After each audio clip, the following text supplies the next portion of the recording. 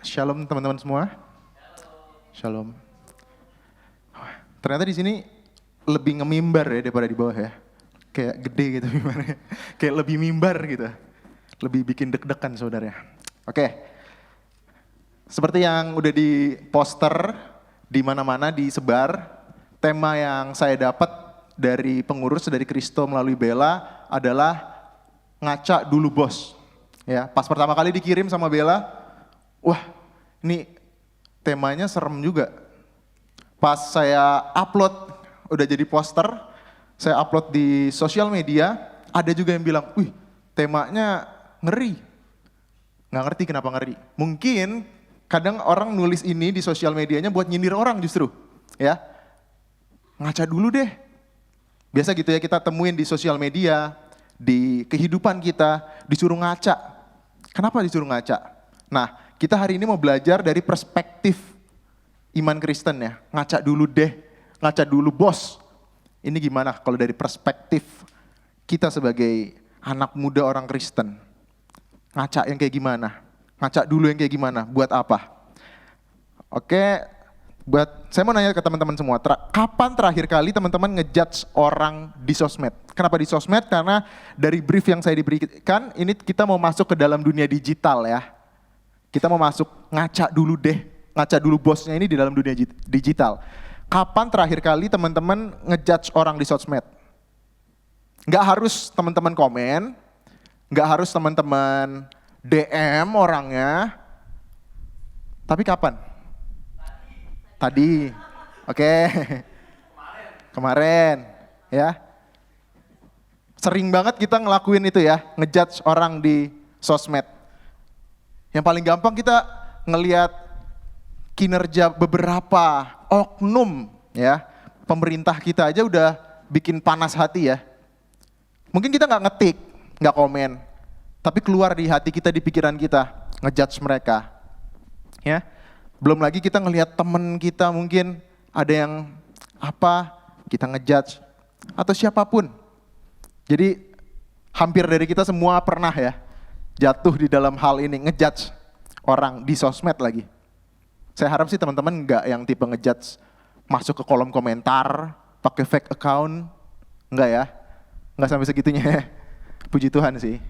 Oke, nah sebelum kita lanjut, kita membaca dulu dari Yakobus 1 ayat 22 sampai 25 dan Matius 7 3 sampai 5. Yang Yakobus dulu ya.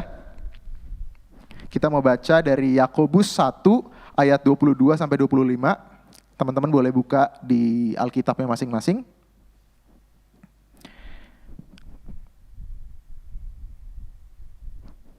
Oke, kita baca demikian firman Tuhan dari Yakobus 1 ayat 22 sampai 25. Tetapi hendaklah kamu menjadi pelaku firman dan bukan hanya pendengar saja.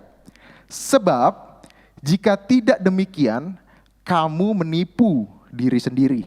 Sebab jika seorang hanya mendengar firman saja dan tidak melakukannya, ia adalah seumpama orang yang sedang mengamati mukanya yang sebenarnya di depan cermin. Baru saja ia memandang dirinya, ia sudah pergi, atau ia segera lupa bagaimana rupanya. Tetapi barang siapa meneliti hukum yang sempurna, yaitu hukum yang memerdekakan orang, dan ia bertekun di dalamnya, jadi bukan hanya mendengar untuk melupakannya, tetapi sungguh-sungguh melakukannya, ia akan berbahagia oleh perbuatannya. Ini dari Yakobus. Dan satu lagi dari Matius, kita buka. Dari Matius 7 ayat 3 sampai 5. Ini salah satu firman Tuhan yang sangat terkenal ya. Kita baca demikian firman Tuhan dari Matius 7 ayat 3 sampai 5. Mengapakah engkau melihat selumbar di mata saudaramu, sedangkan balok di matamu tidak engkau ketahui? Bagaimanakah engkau dapat berkata kepada saudaramu, biarlah aku mengeluarkan selumbar itu dari matamu, padahal ada balok di dalam matamu? Hai orang munafik, maka engkau keluarkanlah dahulu balok dari matamu, maka engkau akan melihat dengan jelas untuk mengeluarkan selumbar itu dari mata saudaramu. Demikian firman Tuhan. Kita akan masuk untuk menjelaskan firman ini nantinya.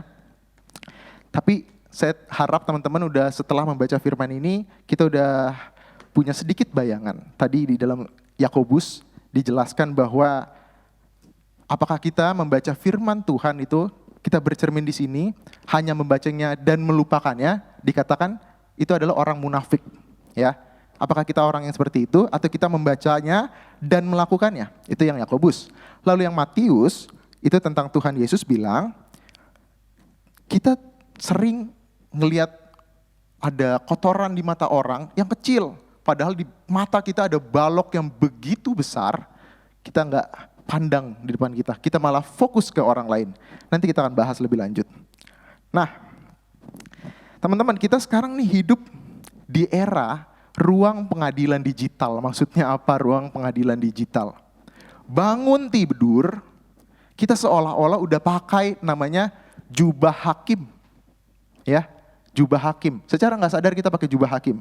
Bangun tidur, mungkin sebagian berdoa, tapi sebagian ngambil HP-nya, scroll-scroll, mungkin lihat waktu juga, lihat jam, dan segala macamnya, scrolling.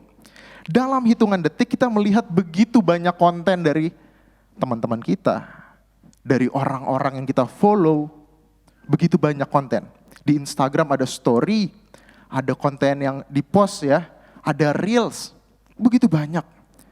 Dan seringkali baru juga melek, kita udah ngehakimin orang di sosmed. Entah apapun, ya, alay banget. Kontennya kok kayak gitu, aneh, gak jelas, atau apa. Gue ngelihat dia nih, gue ketemu kemarin, mukanya gak gitu nih kok di story mukanya jadi tirus ya. Wah, jadi mulus banget. Waduh, ini palsu nih orangnya, fake. Ada lagi orang yang caper. Kita mudah banget gitu ya untuk ngehakimin orang di sosmed dari bangun pagi.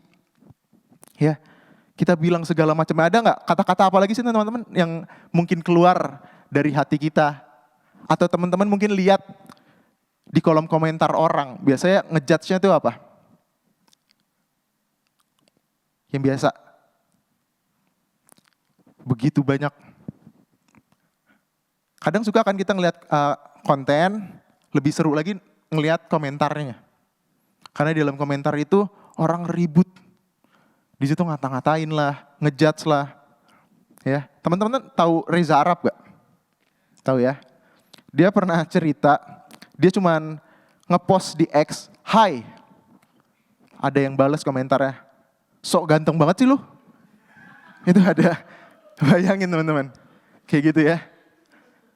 Dia nggak ngapa-ngapain, foto selfie. Komentarnya mukanya kayak kodok Zumba katanya. Itu yang terjadi. Ya. Banyak hal-hal kayak gitu, ini baru satu orang gitu ya. Saya nggak membenarkan apa yang dilakukan Reza Arab dengan lifestyle-nya, tapi ternyata di sosial media semudah itu. Ya. Baik pakai akun yang asli, akun kita sendiri, atau pakai akun fake kadang. Waduh, itu kalau pakai akun fake ya, rada ngeselin gitu. Dia berani banget nulis segala macemnya, mau ngatain public figure, ngatain pemerintah. Berani banget. Tapi pas kita masuk ke akunnya dikunci lah. Followersnya cuman 0 kadang dan segala macamnya. Dan itu yang terjadi. Maka kita ada hidup di dalam ruang pengadilan digital. Dan kita termasuk di dalamnya. Kebetulan aja kita nggak sebarbar orang-orang itu. Saya harap. Saya nggak tahu soalnya apakah kita ada punya fake account. Ya, kita nggak sebarbar mereka. Puji Tuhan karena kita dididik di GRI ya. Puji Tuhan ya. Kita punya pemahaman yang baik lah. Tapi apakah kita terlepas dari dosa itu dengan langsung? Enggak juga. Bisa jadi kita nggak komentar, kita nggak DM artisnya, tapi kita ngomong di dalam hati. Tentang teman kita, tentang petinggi kita di kantor, ya, atau teman senior di sekolah yang masih sekolah, masih kuliah. Kita bisa ngejudge dengan sangat mudahnya gitu loh. Entah itu fakta atau enggak, saya nggak tahu. Nah, di dalam kedagingan kita yang berdosa, kita punya kedagingan yang berdosa ya. ada kepuasan instan yang kita nggak sadar sebenarnya. Saat kita berhasil mengekspos kesalahan orang lain. Sering terjadi itu. Tubuh kita adalah kedagingan yang berdosa. Kecenderungan itu ada. Jadi ada kepuasan instan ketika kita bisa melihat kesalahan orang lain dan kita bisa menunjuknya. Ya. Dan ini saya tulis sebagai superiority bias. Ya, kita merasa lebih baik daripada mereka. Pertanyaan apa? Iya, kita lebih baik daripada mereka. Di dalam banyak hal, apakah kita lebih baik daripada mereka? Dan Alkitab lebih tajam memakai istilah kemunafikan. Kenapa kemunafikan? Apa yang munafik? Nah, munafik karena kita sering menjadi detektif untuk mencari dosa orang lain. Ya, kita cari dosa orang lain kemana-mana. Kalau udah ketemu, langsung kita jadi hakim. Menyalahkan dia, menjudge dia, menghakimi dosanya itu. Tetapi kita munafik karena di saat yang sama kita menjadi pengacara yang hebat. Pengacara yang sangat lihai dan manipulatif untuk membela dosa kita. Kita juga berdosa, tapi kita dengan berbagai cara menutupi dosa itu. Dengan begitu banyak hal kreatif yang kita lakukan, entah apa. Oh, itu gara-gara teman yang ngajak. Kalau enggak mah udah pulang cepet, gak akan ngapain kek. Temen tuh yang ngajak. Atau apalah, hal-hal kreatif lain yang membuat kita berusaha membela diri kita agar dosa kita gak kelihatan. Ini kecenderungan manusia berdosa. Tapi di satu sisi tadi, kita menjadi detektif. Kita cari dosa orang kayak apaan tahu. Kita mau tahu kesalahannya. Kalau kita udah dapat kesalahannya, kita bisa kasih spotlight di kesalahan itu, kita merasa kita lebih baik daripada dia. Padahal belum tentu kita jauh lebih baik daripada dia. Nah, kita menghakimi orang lain karena standarnya adalah perasaan kita sendiri. Tetapi kita gagal menghakimi diri kita karena kita takut menghadapi standarnya Tuhan. Ya, kalau kita ngomong standar Tuhan, itu luar biasa ya. 10 hukum Taurat Tuhan berikan dan gak ada satupun manusia yang bisa menggenapinya. Benar ya? Karena standar Tuhan yang bisa menggenapinya hanya Tuhan itu sendiri. Maka kita butuh yang namanya penebus. Gak ada manusia di antara kita yang bisa memenuhi standar Tuhan. Makanya kita butuh Yesus Kristus. Ya, jadi itu. Kita menghakimi orang lain karena standarnya perasaan kita. Tetapi kita takut untuk mencari tahu, menelaah diri kita. Makanya tadi lagunya bagus, selidikilah aku. Ya, untuk mengetahui diri kita sebenarnya kayak apa. Mungkin kita yang udah lebih dewasa secara iman, kita bisa bilang enggak, kita bisa menyelidiki diri kita dengan firman Tuhan dan segala macam ya.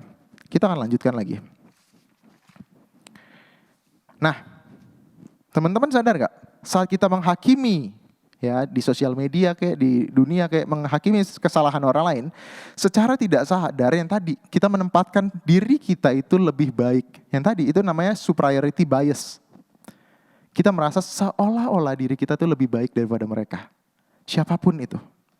Padahal itu hanyalah mekanisme yang mempertahankan ego kita agar kita tidak perlu melihat betapa berantakannya diri kita. Ya, kalau kita bisa ngelihat orang lain salah, spotlight orang-orang ke sana, kita merasa aman. Karena spotlightnya di sana, nggak ke kita.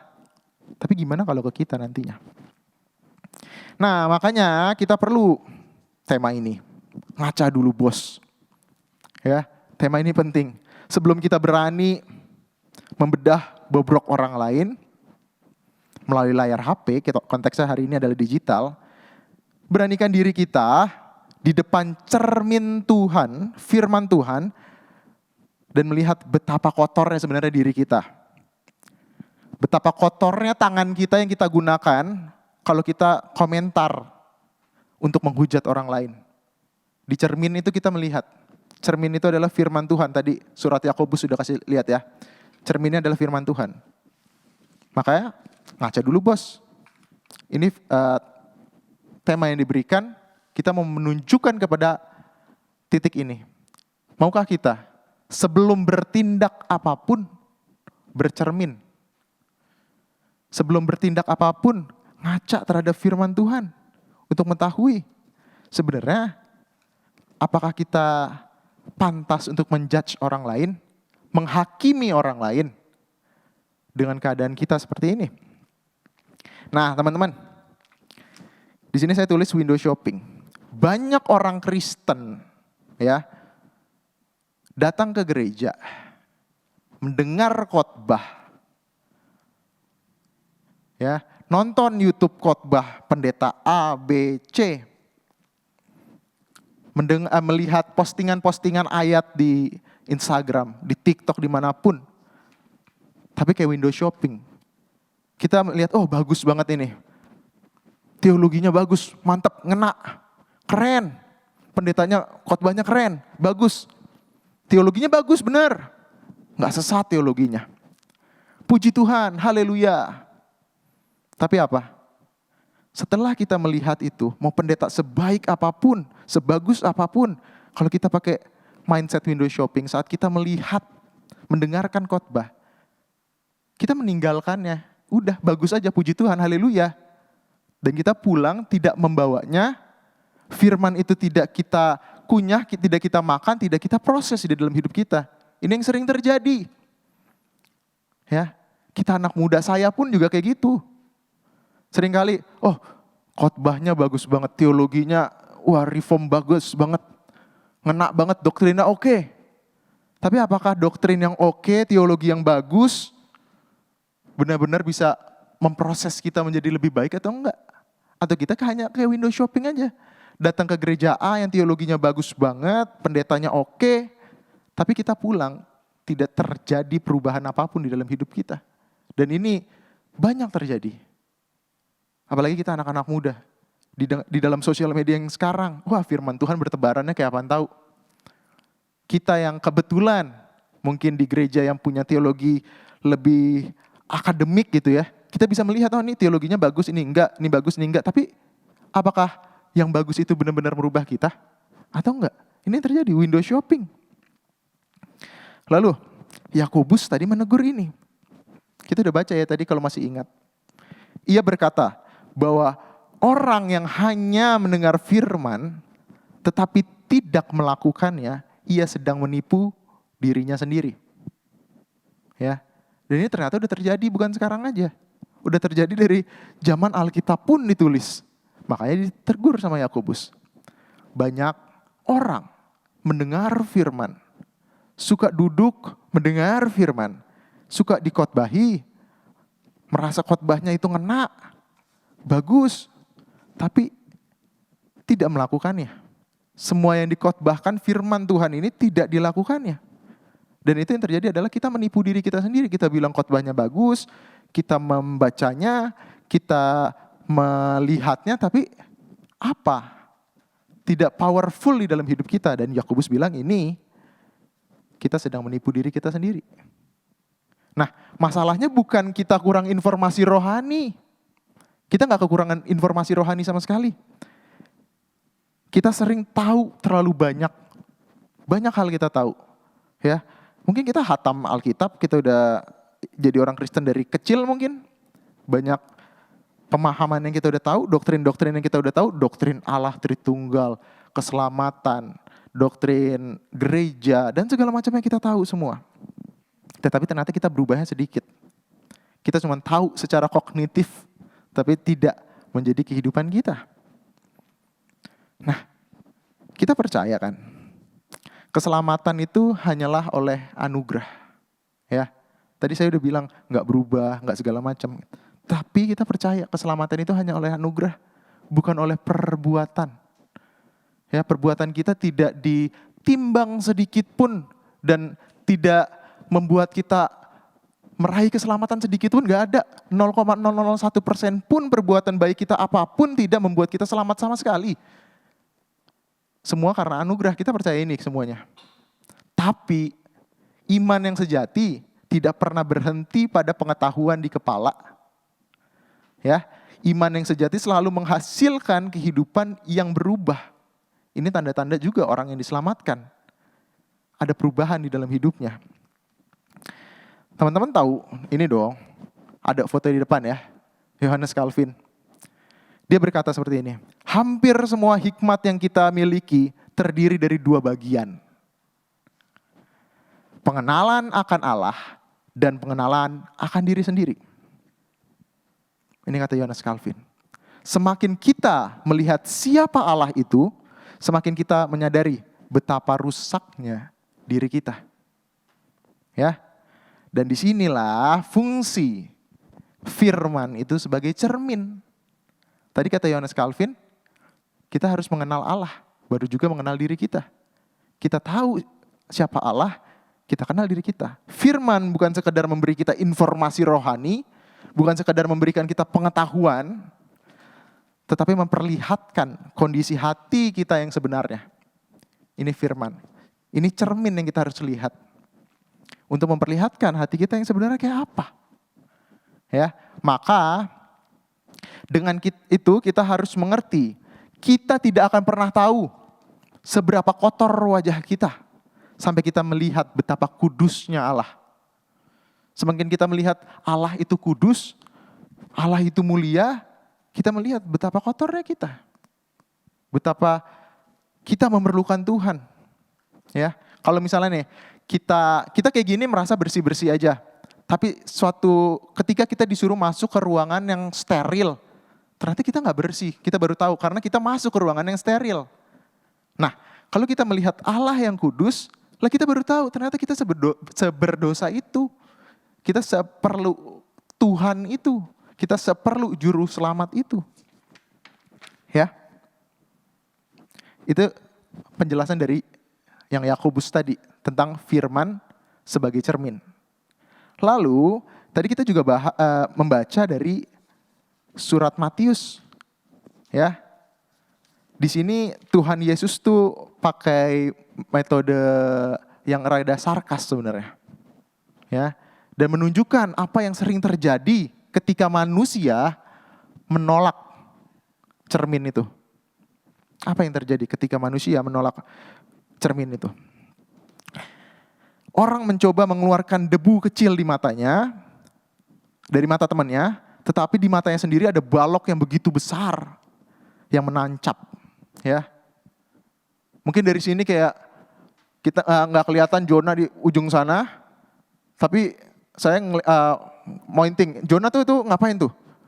Dia tuh ada dosanya ini. Padahal saya di sini ada dosa yang begitu besar di depan mata saya, yang saya tutup. Tapi malah fokus ke orang lain. Begitu juga ke tempat lain.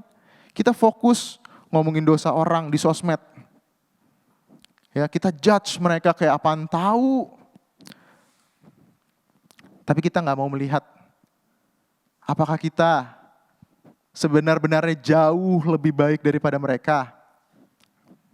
Apakah kita lebih bersih daripada mereka?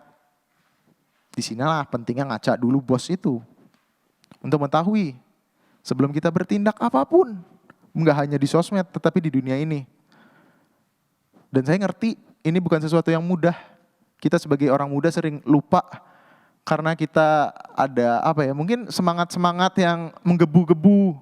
Jadi kita lupa, dan firman kayak gini buat saya sendiri sangat bersyukur. Diberikan Kristo dan Bella tema ini.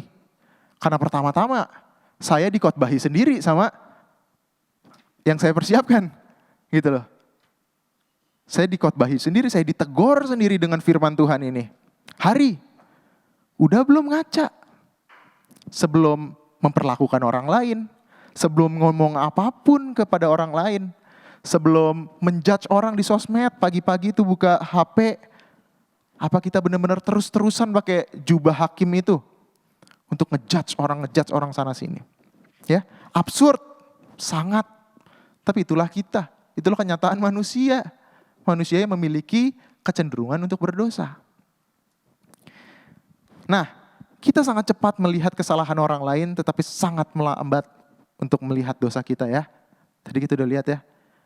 Gampang banget pointing dosa orang lain, gampang banget pointing kesalahan orang lain, tapi kok lambat gitu kalau melihat dosa kita. Karena mungkin kita nggak ngaca tadi.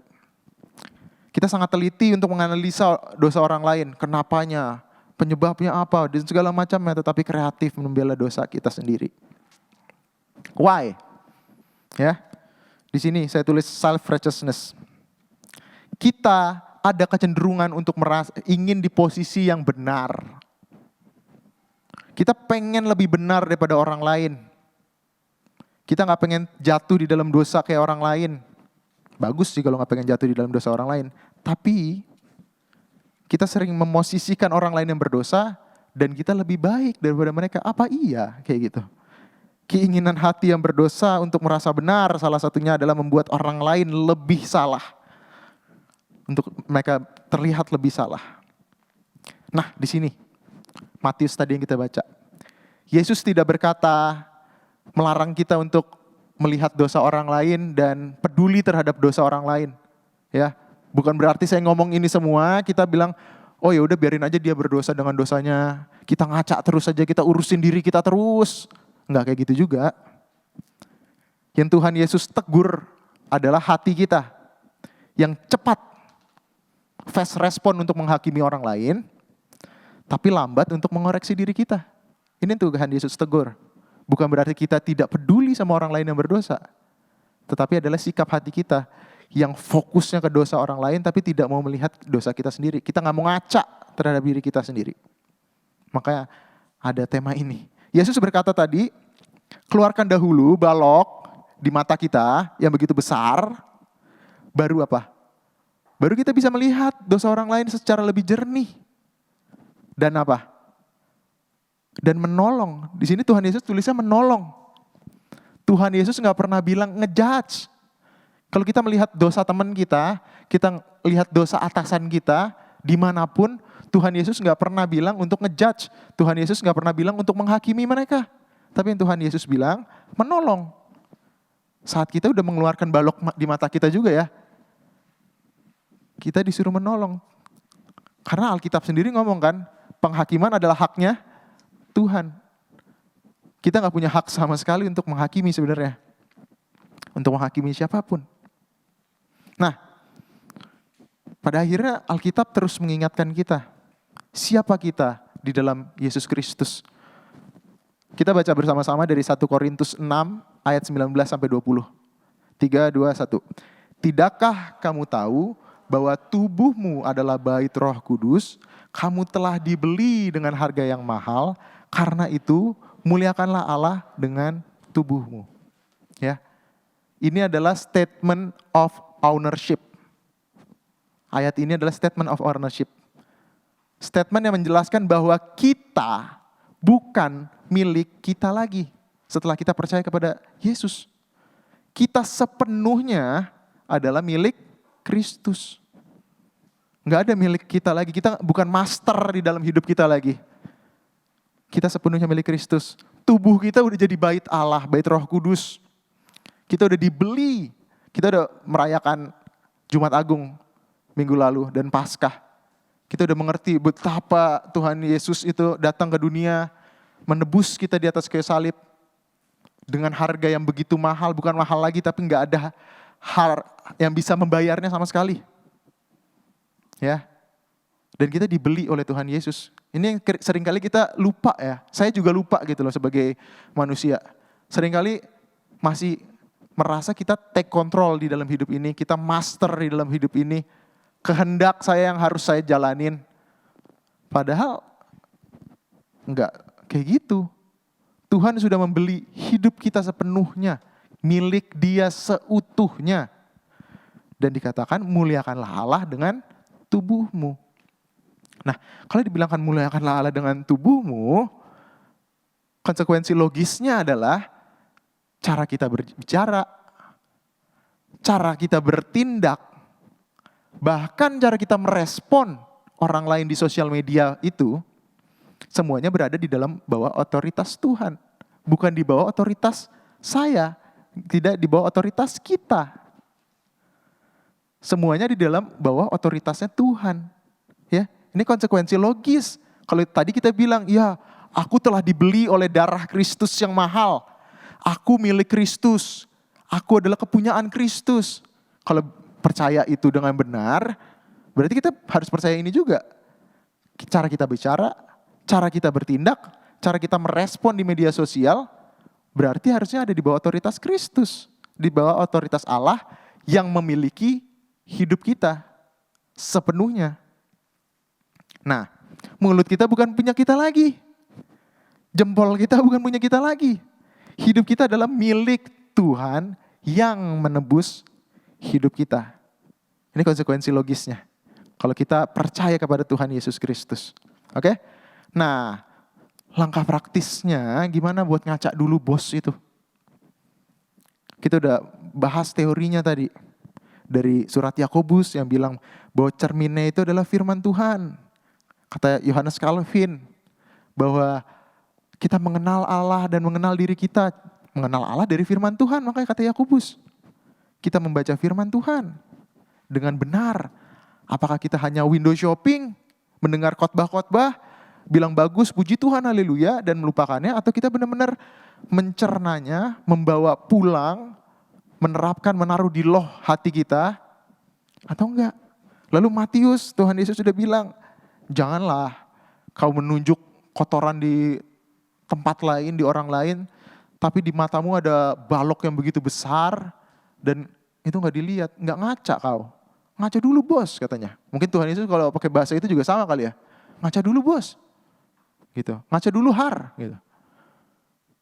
Ya. Nah sekarang langkah praktisnya kayak gimana untuk ngaca ini? Ada 3 langkah praktis teman-teman. Yang pertama ini mungkin ada teori dunia yang teman-teman udah pasti tahu lah. Ya. 5 second rule. Kita mencegah tindakan impulsif. Intinya itu sih. Ya, seringkali yang membuat kita menjudge orang, menghakimi orang, langsung ngetik tangan kita gerak adalah impulsif. Pas kita udah terjadi, udah jadi masalah, kita bilang, gue ngapainnya tadi ya? Ngapain sih gue kayak gitu? Makanya kita pakai 5 second rule itu. Kita pikir dulu, apa ini perlu buat ngejudge si ini? Buat ngehina si ini, apa ini perlu? Apakah ini fakta? Kita buka sosial media, ada berita, langsung naik darah. Apakah ini fakta? Apakah si bapak ini ngomongnya kayak gini benar? Tentang misalnya BBM lah, apalah. Apa benar? Apa ini fakta? Kita cari tahu dulu. Terus kalau kita mau ngetik, apa ini sopan ketikan kita? Ya. Lalu apa dampaknya? Lalu kalau masuk yang ke Kristennya adalah, apakah balok di mata kita sudah keluar dulu? Sehingga kita bisa melihat kesalahan itu dengan lebih jernih. Dan kita boleh menghakiminya. Kalau kata Alkitab sih kita gak punya hak sama sekali untuk menghakimi. Nah yang kedua adalah WWJD. Ada yang tahu gak WWJD itu apa? Ini biasanya ada di gelang-gelang orang Kristen. Kalau ada ke toko buku Emmanuel, itu ada gelang, tahu gak sih gelang yang dari bahan kain atau apa itu? Warna merah, biru, ada tulisan W.W.J.D. Ada yang tahu? Ini artinya adalah what would Jesus do? Ini harus kita pegang sebenarnya dalam hidup kita. What would Jesus do? Apa yang Tuhan Yesus akan lakukan? Kita bertanya, kalau Tuhan di posisi kita melihat berita ini, apakah Tuhan akan menjudge-nya, menghinanya, mengomentarinya, nge-DM hal buruk? Kalau jawabannya enggak, ya ngapain kita lakuin? Makanya penting untuk kalau kita di dalam masalah apapun sebenarnya what will Jesus do ini harusnya jadi topik tersendiri nantinya sih. Ya. Kita memosisikan Tuhan Yesus kalau ada di posisi saya, apa yang dia akan lakukan? Gitu. Baru kita bertindak.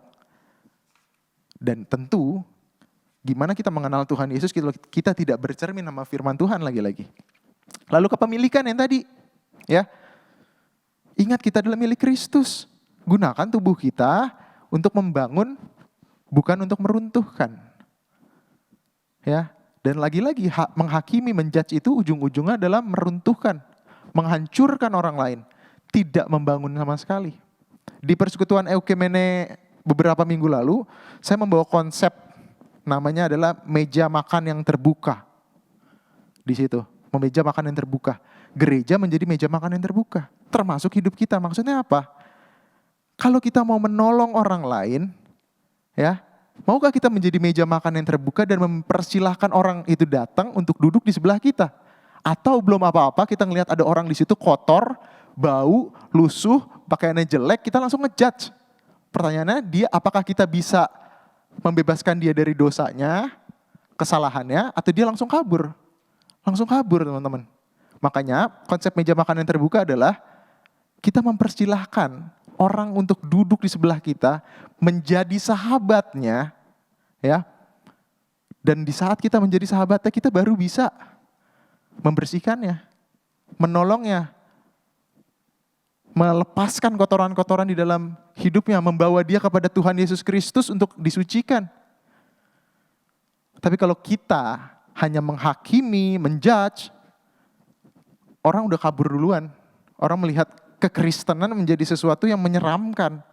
Padahal kekristenan adalah sebuah agama yang terbuka dan membawa orang kepada Kristus untuk disucikan. Tuhan Yesus datang ke dunia untuk orang berdosa atau untuk orang yang bersih, wangi gitu ibaratnya. Untuk orang yang berdosa, untuk kita manusia yang berdosa. Dia datang dan dia menyucikan kita sebagai sahabat. Apa buktinya dia menjadi sahabat bagi kita? Dia mati buat kita. Itu udah kerennya, udah final, itu klimaks yang luar biasa. Menjadi sahabat yang mati buat kita bahkan. Ya. Nah, maukah kita melakukan apa yang Yesus lakukan juga? Gitu. Jangan langsung menjudge, tapi kalau kita menolong orang, ya kita membuka diri kita untuk mereka. Lalu yang ketiga, firman Tuhan itu sebagai cermin, bukan teropong. Maksudnya apa teropong di sini? Kalau teropong, firman Tuhan itu kita menjadi ngelihat yang jauh. Ya, kita ngelihat orang di sana dengan dosa-dosanya, dengan kesalahannya, dengan segala macamnya. Tujuannya adalah kita mau memperbesar cacat-cacatnya orang-orang, lalu menciptakan diri kita menjadi hakim, menjudge mereka, menjatuhkan mereka, menunjuk bahwa kita lebih superioritas daripada mereka, lebih superior, mereka lebih rendah kalau mereka berdosa, dan itu menjadi kemunafikan. Tetapi kalau kita pakai firman Tuhan sebagai cermin, pertama-tama kita melihat dari firman Tuhan, melihat saya udah sebersih apa, sekotor apa saya. Ini menyingkapkan dosa kita. Firman menyingkapkan dosa kita masing-masing. Seberapa kotor kita. Menciptakan hati hamba yang mau bertobat. Karena kita ngelihat kita kotor. Gimana cara bertobatnya? Membawa diri kita kepada Yesus Kristus. Agar Tuhan Yesus Kristus menyucikan kita, membersihkan kita. Nah, ini fungsi cermin. Fungsi ngaca dulu, bos. Kita dibawa ke sana. Kita tahu kotornya diri kita, dan kita menyerahkannya kepada Tuhan. Untuk kita diproses di dalam pertobatan, untuk disucikan. Dan lebih jauhnya lagi, nanti kita butuh yang namanya komunitas, untuk saling mengingatkan, untuk duduk bersama di dalam meja makan itu, menjadi sahabat satu sama lain, untuk saling membersihkan, dan menunjuk, semuanya harus menunjuk kepada Kristus. So, jangan pecahin cerminnya. Cuma karena gak suka lihat muka kita yang kotor. Tapi datanglah ke Kristus. Biar kotoran itu dibersihkan oleh Tuhan Yesus Kristus. Jangan kita mecahin cerminnya. Mentang-mentang pas kita lihat cerminnya, kita berdosa banget, kita pecahin. Jangan kayak gitu. Yang kita mesti lakukan adalah kita datang kepada Kristus. Agar kotoran itu di dalam hidup kita dibersihkan oleh Tuhan Yesus Kristus. Dan hanya oleh Tuhan Yesus Kristus sendiri yang bisa menyembuhkan kita dari kekotoran-kotoran itu. Membersihkan kita daripada kekotoran-kotoran itu. Dan ini slide yang terakhir. Dunia udah terlalu bising dengan suara penghakiman di mana-mana. Yang tadi saya bilang ya. Kita buka TikTok, masuk ke kolom komentarnya. Wah, ngejudge, hakim lah, apalah segala macam di situ ada. Buka X apalagi, kalau teman-teman tahu X, itu lebih parah lagi di situ. Ngebahas politik, ngebahas agama, di situ orang isinya ribut semua. Ya, udah terlalu bising, teman-teman. Marilah kita berhenti ikut jadi hakim-hakim amatir itu, walaupun dalam hati pun kita harus berusaha tiap hari Kita tahu itu salah dan kita berusaha untuk tidak seperti itu. Mulailah menjadi murid Kristus yang mencerminkan Kristus. Biar orang kalau ketemu kita, mereka bisa melihat ada Kristus. Makanya ada perkataan, jadilah Alkitab yang terbuka. Buat semua orang. Kita mencerminkan Kristus pada akhirnya. Setelah kita ngaca, kita tahu kita kotor, kita datang kepada Yesus, kita dibersihkan. Saatnya kita mencerminkan Kristus. Bukan berarti kita udah bersih terus kita menjadi superioritas itu. Kita bersih, kamu enggak. Saya punya Tuhan yang membersihkan saya, kamu enggak kan? Enggak kayak gitu juga. Justru kita memperlihatkan kepada mereka, kita ditebus oleh Kristus, kita dibersihkan oleh Kristus. Kita cerminkan Kristus agar mereka datang ke Kristus, bukan datang ke kita. Karena tujuan akhirnya semua adalah kepada Tuhan Yesus, bukan kepada kita. Tujuan akhirnya bukan kepada gereja kita, bukan kepada komunitas kita. Tujuan akhir semuanya adalah membawa orang untuk mengenal Kristus.